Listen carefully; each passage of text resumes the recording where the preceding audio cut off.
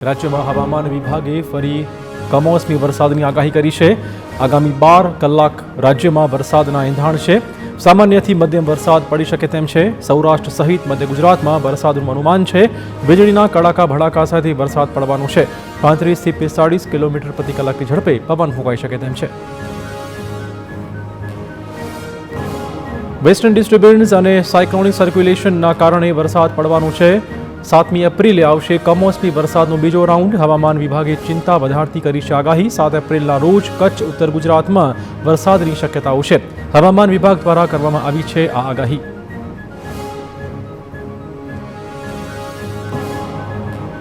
આજે પણ ગુજરાતના અનેક વિસ્તારમાં કમોસમી વરસાદની શક્યતાઓ છે। અમદાવાદ, ગાંધીનગર અને મધ્ય તથા પૂર્વ ગુજરાતમાં છૂટાછવાયા વરસાદની વકી। સૌરાષ્ટ્રના ભેજવાળા વિસ્તારોમાં હવામાનમાં પલટો આવવાની શક્યતાઓ છે। 7 થી 10 એપ્રિલ દરમિયાન પણ ઉત્તર અને મધ્ય ગુજરાતમાં વરસાદની શક્યતાઓની સાથે કરા પડવાની પણ આગાહી છે।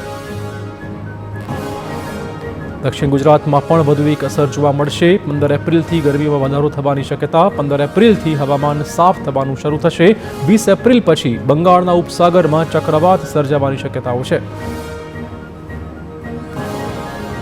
બનાસકાંઠામાં કમોસમી વરસાદે ખેડૂતોની ચિંતા વધારી છે। ડીસા, અમીરગઢ, કાંકરેજ અને પાલનપુર સહિતના વિસ્તારોમાં વરસાદના કારણે ખેતરમાં પડેલા ઘઉં અને વરિયાળી જેવા પાક પલળી ગયા હતા।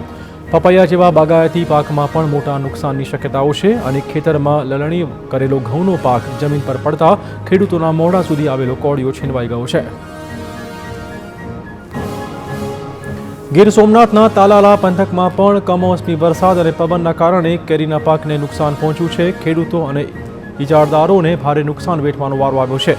કેરી ખરી પડવાની સાથે પાકમાં અનેક પ્રકારના રોગ આવવાની ભીતિ વ્યક્ત કરવામાં આવી છે। ભીતિના કારણે ખેડૂતોને લાખોનું નુકસાન થયાનો દાવો છે। હવામાન વિભાગે જમ્મુ કાશ્મીર, હિમાચલ પ્રદેશ, પંજાબ, દિલ્હી, હરિયાણા, ચંદીગઢ, રાજસ્થાન, મધ્યપ્રદેશ અને મહારાષ્ટ્રમાં ભારે વરસાદ માટે એલર્ટ આપ્યું છે, જ્યારે કે કર્ણાટક અને તમિલનાડુમાં વાવાઝોડાની શક્યતાઓ વ્યક્ત કરાઈ છે। ભારતના આકાશમાં 1000 કિલોમીટર લાંબા કાળા અને ઘટ વાદળો દેખાયા હતા। અનેક રાજ્યોમાં કરા સાથે પણ વરસાદની આગાહી કરવામાં આવી છે। અમદાવાદમાં હવે વાનરને ખાવાનું આપશો તો જેલ થશે। વાનરને લઈને વન વિભાગે જારી કર્યો છે નિર્ણય। વાનર વન્યજીવ અધિનિયમ 2 હેઠળ આવતું પ્રાણી છે। વાનરને ખાવાનું આપવું વન્યજીવ અધિનિયમ 2 પ્રમાણે ગુનો છે। ખાવાનું આપનારને 3 વર્ષની જેલ અને 25,000નો દંડ થઈ શકે તેમ છે। વાનરના વધતા હુમલાઓની ઘટનાને લઈને વન વિભાગે કરી છે જાહેરાત। વિરમગામમાં 50,000 રૂપિયાની ચોરી। ટાવર રોડ પર વૃદ્ધાની નજર ચૂકવી રોકડની ઉઠાંતરી કરી તસ્કર ફરાર। ઘૂઘરાની દુકાન બહાર વૃદ્ધા પાસે રૂપિયાની ચોરી થઈ ગઈ।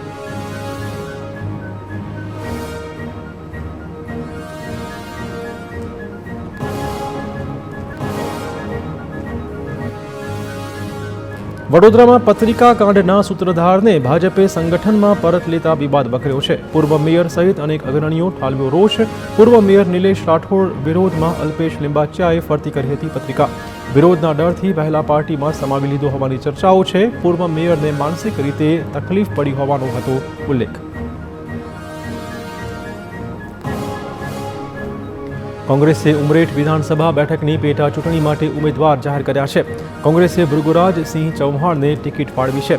ભૃગુરાજસિંહ નિવૃત્ત શિક્ષક અને સામાજિક આગેવાન છે। ભૃગુરાજસિંહ ઉમરેઠ તાલુકા પંચાયતના પૂર્વ પ્રમુખ પણ રહી ચૂક્યા છે।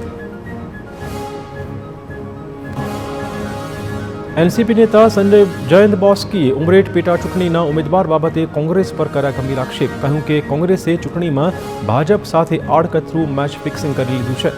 કોંગ્રેસે મજબૂત ઉમેદવાર ન ઉતારી પાયાના કાર્યકર્તાઓ સાથે અન્યાય કર્યો છે। ઉમેદવારની પસંદગી જોતા લાગી રહ્યું છે કે ભાજપ બિનહરીફ ચૂંટાઈ આવશે।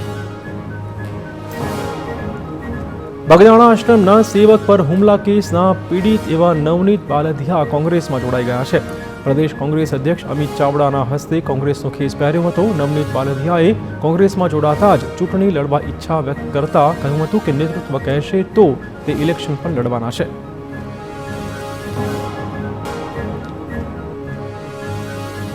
કોંગ્રેસે આચારસંહિતાના ભંગ વિશે ચૂંટણી પંચમાં ફરિયાદ કરી છે। આચારસંહિતાનો 48 કલાક બાદ પણ અમલ નહીં કરવાનો બીજેપી પર આરોપ મૂકવામાં આવ્યો છે. પ્રવક્તા હેમાંગ રાવલે કહ્યું હતું કે જીએસઆરટીસીની 8500 બસ પર મુખ્યપ્રધાન અને વડાપ્રધાનના ફોટોગ્રાફ યથાવત છે. તો ચૂંટણી પંચ ઉપર પણ નિશાન તાકતા કહ્યું હતું કે સરકારી યોજનામાં આ ફોટો એક પ્રકારનું સરોગેટ માર્કેટિંગ જ છે. સુરતમાં બીઆરટીએસ રૂટના ખોટકાયેલા સ્વિંગ ગેટને કાર્યરત કરવા કવાયત આરંભી દેવાઈ છે. બસ સેવાને વધુ સુરક્ષિત અને ઝડપી બનાવવા પાલિકાનો પ્રયત્ન. 270 બંધ સ્વિંગ ગેટને ફરીવાર શરૂ કરવાની દિશામાં કામગીરી શરૂ કરાઈ છે. મેન્ટેનન્સના અભાવે ઘણા લાંબા સમયથી સ્વિંગ ગેટ બંધ હાલતમાં હતા. ટ્રાફિક બીઆરટીએસ પ્રોજેક્ટ સેલે ₹2.37 કરોડથી વધુનું ટેન્ડર પ્રસિદ્ધ કર્યું. ટેન્ડર અંતર્ગત 5 વર્ષ સુધી સંપૂર્ણ જવાબદારી એજન્સીની રહેશે. સ્વિંગ ગેટમાં નવી ટેકનોલોજીનો પણ સમાવેશ કરવામાં આવશે. ગેટને બળજબરીથી ખોલવાનો પ્રયત્ન કરાશે તો તરત જ બેલ વાગશે. સુરતમાં રાઇટ ટુ એજ્યુકેશનની આજથી રજિસ્ટ્રેશન પ્રક્રિયાનો આરંભ થઈ ગયો છે. ખાનગી શાળાઓની 16,863 બેઠકો પર પ્રવેશ મેળવવા કવાયત. ગરીબ અને મધ્યમ વર્ગના બાળકો 17 એપ્રિલ સુધી ફોર્મ ભરી શકશે. 966 ખાનગી શાળાઓમાં આરટીઈ હેઠળની 13,284 બેઠકો છે. સુરત ગ્રામ્યમાં 390, ખાનગી શાળાઓમાં 3,597 બેઠકો છે. ઓનલાઈન ફોર્મમાં ઓરિજિનલ ડોક્યુમેન્ટ્સ પણ અપલોડ કરવાના છે.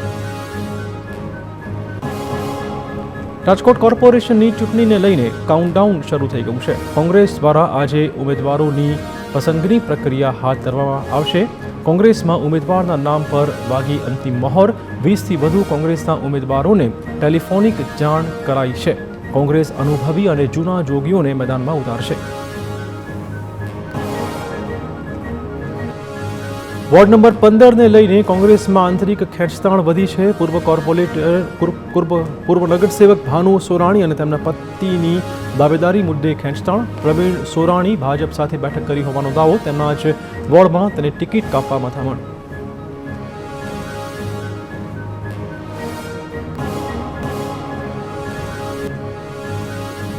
સુરતમાં ક્રાઇમ બ્રાન્ચે 6,59,000ના એમડી ડ્રગ્સ સાથે આરોપીને પકડી પાડ્યો. મોમનાબાદમાં જલારામ એપાર્ટમેન્ટમાં રેડ પાડીને ફ્લેટ નંબર 201માંથી આરોપીની કરાઈ ધરપકડ. આરોપીએ જેની પાસેથી ડ્રગ્સ ખરીદ્યું હતું તે આરોપીને વોન્ટેડ જાહેર કરાયો છે.